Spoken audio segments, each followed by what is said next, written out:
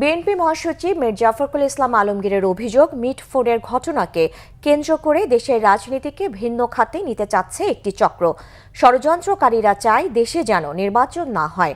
কারো ফাঁদে পা না দিতে নেতাকর্মীদের প্রতি নির্দেশনা দেন বিএনপি মহাসচিব। রিপোর্ট করছেন সিকান্দার রেমান। বিএনপির ভারপ্রাপ্ত চেয়ারম্যান তারেক রহমানের বিরুদ্ধে ক্রমাগত ষড়যন্ত্রমূলক মিথ্যাচার, অপপ্রচার এবং মিটফোর্ডে পাশবিক হত্যাকাণ্ডের দৃষ্টান্তমূলক শাস্তির দাবিতে রাজধানীতে বিক্ষোভ মিছিল করেছে ঢাকা মহানগর উত্তর ও দক্ষিণ বিএনপি। নয়াপল্টনের কেন্দ্রীয় কার্যালয় থেকে শুরু হয়ে নাইটিঙ্গেল মোড়, কাকরাইল মৎস্য ভবন, হাইকোর্ট হয়ে জাতীয় প্রেস ক্লাবের সামনে গিয়ে শেষ হয় মিছিলটি।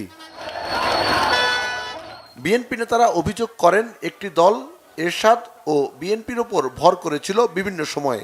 তারেক রহমানের জীবন হুমকির মুখে বলেও তারা শঙ্কা প্রকাশ করেন। সুকৌশলের চাঁদা অর্থাৎ হাদিয়া নেওয়া ছাড়া, ওনারা বলেন হাদিয়া, এই হাদিয়া নেওয়া ছাড়া আর কোনো কাজ নাই। টাকা নিয়েছেন বসুন্ধরার কাছ থেকে, টাকা নিয়েছেন সিটি গ্রুপের কাছ থেকে, আরো কোন কোন কাছ থেকে আমাদের জানা আছে। সমস্ত হিসাব হবে। গায়ের জোরে কথা বলেন, নিজের পায়ের জোর নাই। এরশাদের সময় এরশাদের কাঁধে ভর করেন, আওয়ামী লীগের সময় আওয়ামী লীগের কাঁধে ভর করেন, বিএনপির সময় বিএনপির কাঁধে ভর করেন, লম্বা লম্বা কথা বলেন। তারেক রহমানের সঙ্গে প্রধান উপদেষ্টার বৈঠকের পর ষড়যন্ত্রকারীদের মাথা বিগড়ে গেছে বলে মন্তব্য করেন বিএনপি মহাসচিব। ফেব্রুয়ারিতেই নির্বাচন আয়োজনের দাবি জানান তিনি।